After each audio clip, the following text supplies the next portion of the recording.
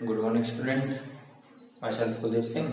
तो आज हम जो हमारा +2 क्लास का फिजिकल एजुकेशन के अंदर चैप्टर चला हुआ है नंबर थर्ड चैप्टर है हमारा योगा।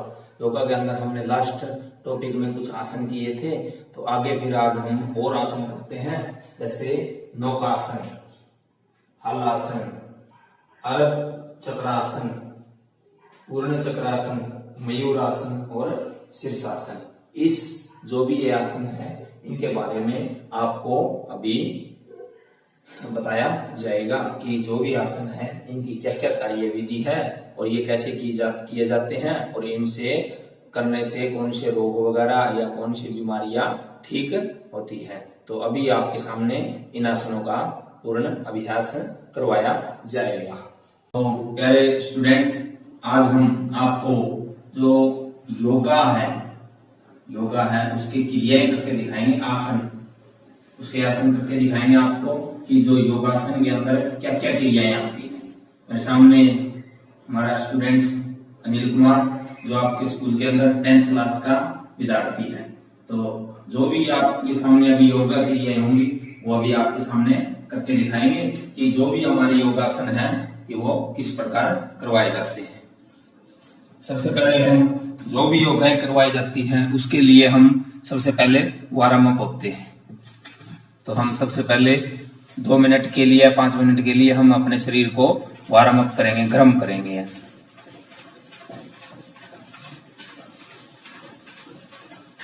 ये हमारा शरीर पूरी तरह से वार्म अप हो जाए, किसी भी प्रकार की हमारे अंदर खिंचाव वगैरह ना आए। इसके लिए हम अपने हाथों को, पाँव को स्ट्रेचिंग वगैरह करते हैं और ताकि किसी प्रकार की हमारे कोई भी मसल्स वगैरह में दिक्कत ना आए।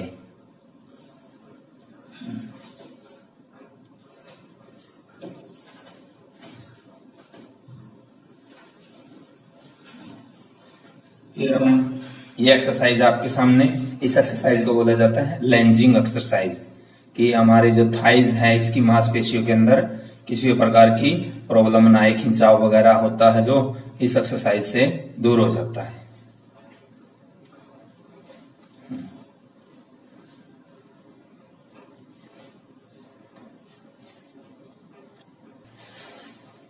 और इसको थाई स्ट्रेचिंग बोला जाता है।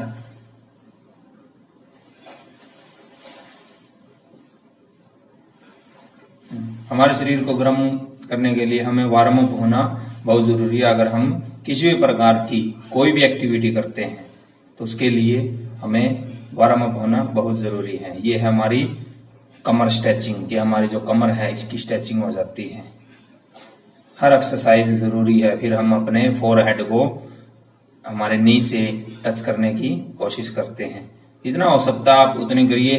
पहले दिन आप 1-2 एक्सरसाइज कीजिए, फिर आप इसको एक्सरसाइज को बढ़ाते रहें ताकि आपके शरीर के अंदर फ्लेक्सिबिलिटी आ जाए।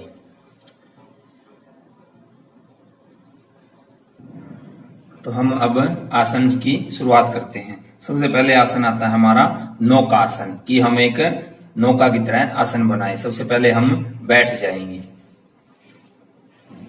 बैठने के बाद हम पीठ के बल लेट जाएंगे, सीधे बिल्कुल लेट जाएंगे। हाँ, ये हम नौकासन की शुरुआत करते हैं। अब हम अपने अपर पार्ट और लोअर पार्ट को ऊपर उठाएंगे, आराम आराम से, बिल्कुल आराम से। और हमारे हाथ हैं जो वो बिल्कुल स्ट्रेट, हमारे जो टो हैं उनको उनकी तरफ, और हमारी नजरें हमारे टो की तरफ होती है। इसको बोला जाता है नौकासन, कि यह एक नौकासन की क्रिया है। हम किसी भी प्रकार से इसमें आराम से सांस लेते हैं और आराम से छोड़ते हैं। इस आसन से हमारी पेट की मांसपेशियां मजबूत होती है।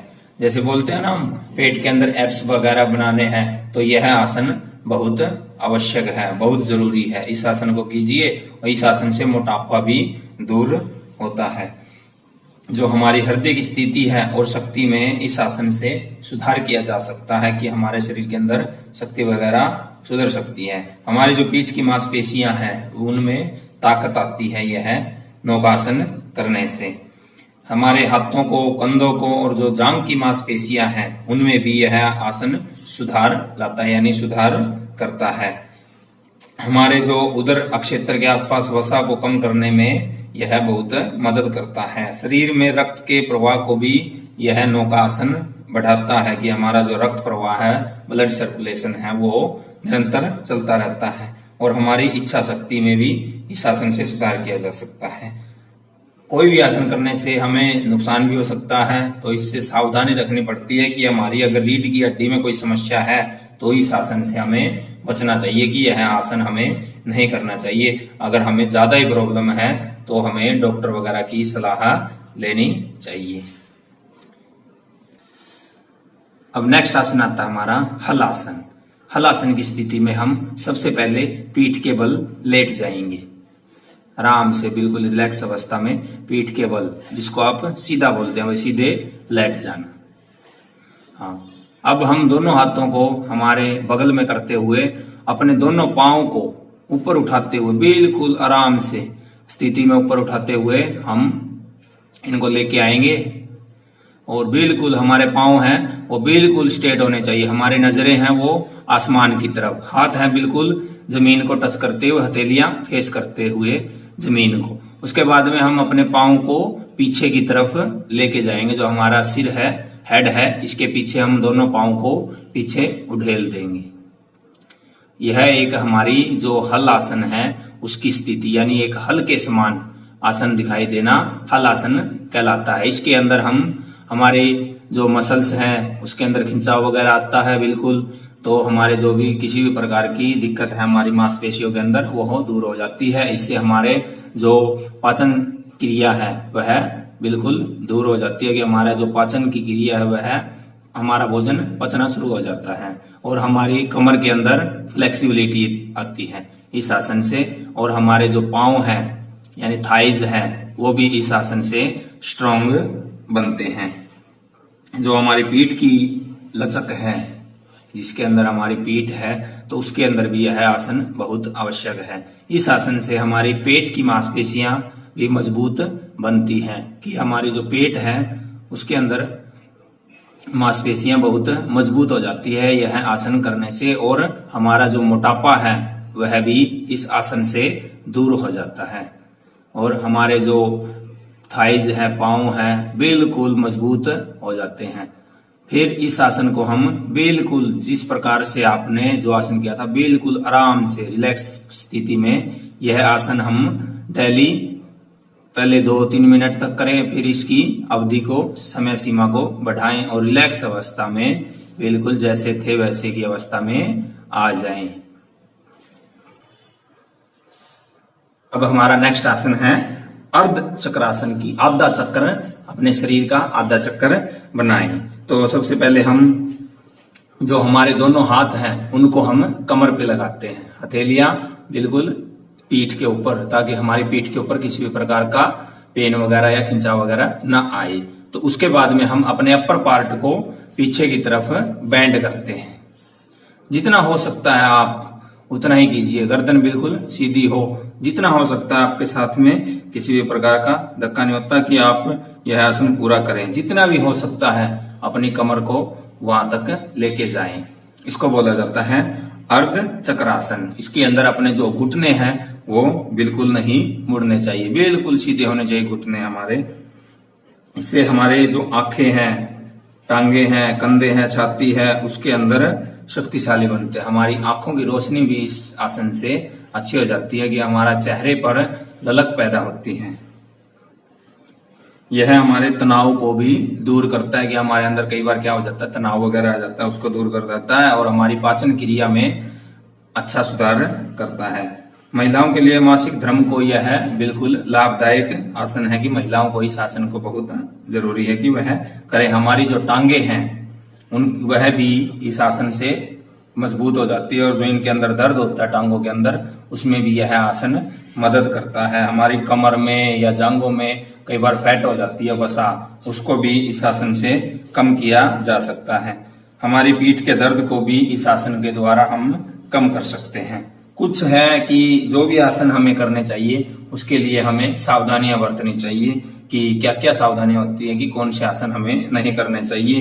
कि इस आसन को करने के लिए हमें अगर माइग्रेन वगैरह है या सिर दर्द है, हमारे अंदर जो रक्तचाप है, निमन है, या डायरिया की बीमारी है, या नींद न आने की बीमारी है, तो इस आसन को हमें नहीं करना चाहिए। और हमें पेस्टिस अल्सर होने पर इस आसन का अभ्यास कम करना चाहिए। अगर हमारी रीढ़ की हड्डी या हिप्स में संबंधित कोई समस्या है तो इस आसन का प्रयोग न करें, इस आसन को हमें नहीं करना चाहिए। और अगर महिलाएं गर्भवती हैं तो इस आसन से हमें बचना चाहिए। अगर ज्यादा हो सके तो हमें डॉक्टर वगैरह की सलाह लेनी चाहिए। अब हम बिल्कुल रिलैक्स स्थिति में आते हुए हम बिल्कुल रिलैक्स हो जाते हैं।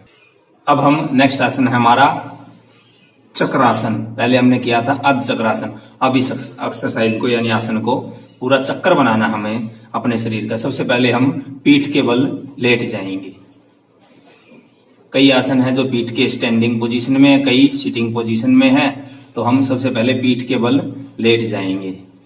अब हम अपने पांव को घुटनों से फोल्ड करेंगे और जो हाथ है हमारे वो भी कोहनियों से मुड़ते हुए हमारे जो कान है वहां पर उनको ले आएंगे और अपना जो सेंटर पार्ट है इसको हाथ और पांव के सहारे से हम अपने सेंटर पार्ट को ऊपर उठाएंगे।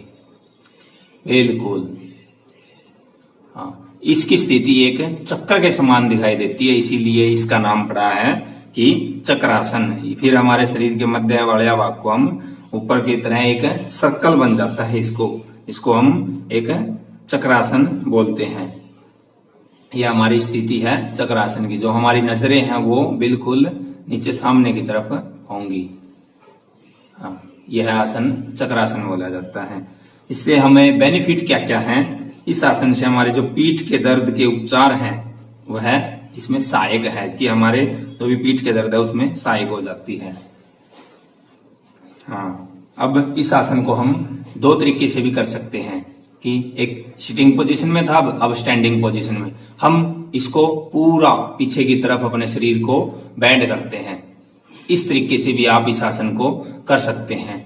इस तरीके से आपको अपने शरीर के अंदर सबसे पहले फ्लेक्सिबिलिटी लानी आवश्यक है। अगर आपके अंदर पूरी फ्लेक्सिबिलिटी है तो इस आसन को ही करें, वरना आप इस आसन को लेट के भी कर सकते हैं। अगर आपके शरीर में पूरी फ्लेक्सिबिलिटी है और आप इस आसन को कॉन्फिडेंस तरीके से कर सकते हैं तो ही इस आसन का प्रयोग करें स्टैंडिंग पोजीशन में, वरना आप सिटिंग पोजीशन में इस आसन का प्रयोग करें। एक बार फिर से आपको करके दिखाएगा स्टैंडिंग पोजीशन में। स्टैंडिंग पोजीशन में करो भाई, स्टैंडिंग खड़ा हो जाएगा। हाँ, स्टैंडिंग पोजीशन में हाँ, बिल्कुल आराम से आप पीछे की तरफ अपने शरीर को उड़ेलते हुए, हाँ, और अपनी जो हिल्स है उनको भी ऊपर उठाते हुए पंजों के ऊपर होना होता है इस आसन में। इस आसन को आप अच्छे तरीके से कर सकते हैं। तो हमारे गुर्दे में किसी भी प्रकार का दर्द है उसके अंदर यह आसन बहुत आवश्यक है। इस आसन से हमें मोटापे से मुक्ति मिलती है। जो हमारे इस आसन से हमारे शोल्डर वगैरह है वो मजबूत बनते हैं और हमारे जो पेट की प्रॉब्लम है वो भी इस आसन से दूर होती है। हमें अस्थमा जैसी बीमारियां भी इस आसन से दूर हो सकती हैं।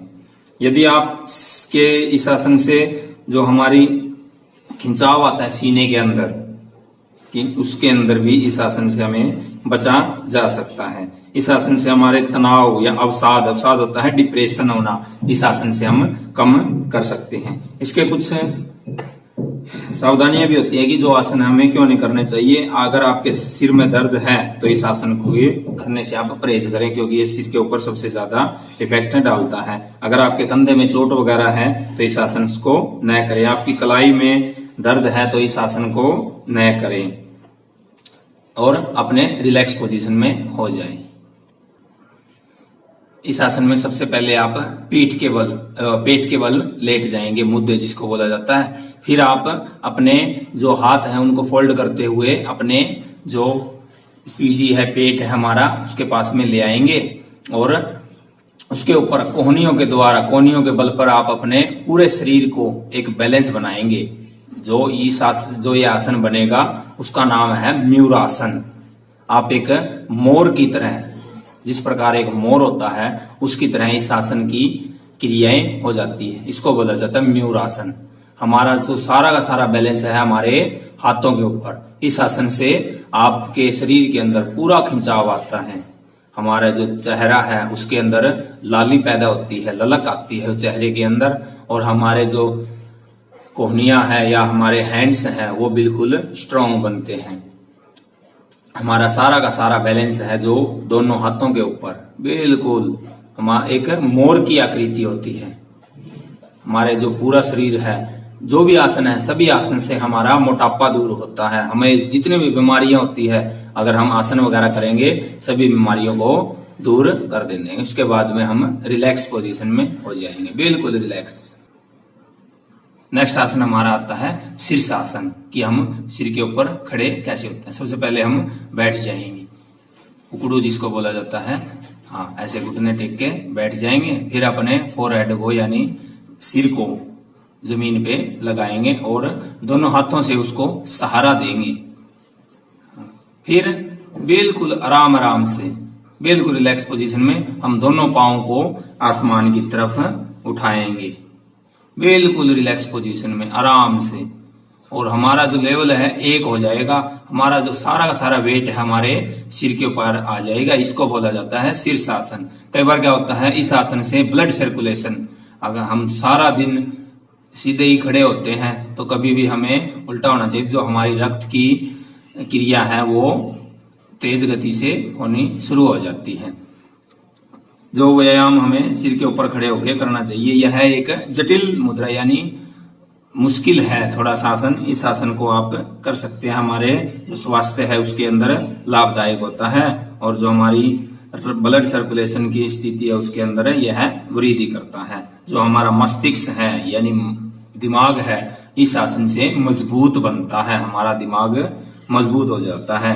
हमें पर्याप्त मात्रा में ऑक्सीजन युक्त रक्त पहुंचाता है। इस आसन करने से हमारी जो रक्त की संचार विधियां हैं वो हमारे ऑक्सीजन के द्वारा पहुंच जाती है। हमारी पीयूष ग्रंथि है शरीर के अंदर, उस पर यह आसन नियंत्रण करता है। त्वचा और दृष्टि विकार यानी हमारी आंखों की रोशनी भी इस आसन से दूर हो जाता है, और त्वचा के ऊपर जो भी हमारी बीमारियां हैं इस आसन से हम दूर कर सकते हैं। और हमारे कई बार क्या होता है, बालों का झड़ना, बाल भी कई बार क्या है, आज का जो युग चला हुआ है इसके अंदर बालों की समस्या बहुत ज्यादा है। इस आसन करने से बालों की समस्या भी दूर हो जाती है, और जो व्हाइट वगैरह बाल हैं वो ब्लैक होने शुरू हो जाते हैं, और हमारी जो भी बीमारियां हैं सभी की सभी शीर्षासन करने से दूर हो जाती हैं। अब हम फिर इसको रिलैक्स पोजीशन में आते हैं। बिल्कुल सबसे पहले हम पांव को नीचे ले आएंगे, हाँ, फिर आराम से घुटने टेक के बैठ जाएंगे और रिलैक्स पोजीशन में हो जाएंगे।